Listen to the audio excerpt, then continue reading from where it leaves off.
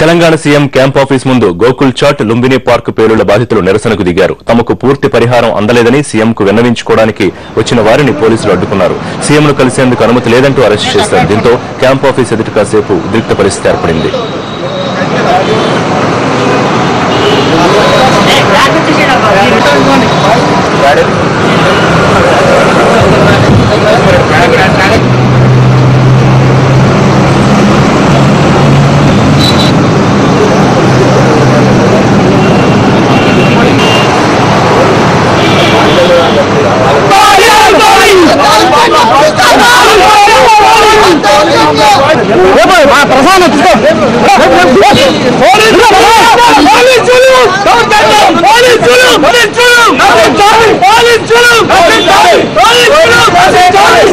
ముఖ్యంగా హైదరాబాద్ నగరంలో ఈ బాంబు బ్లాస్ట్ లో గాయపడ్డ వారికి ప్రభుత్వం ఏం ఆదుకుందని ప్రశ్నించడానికి వచ్చాం.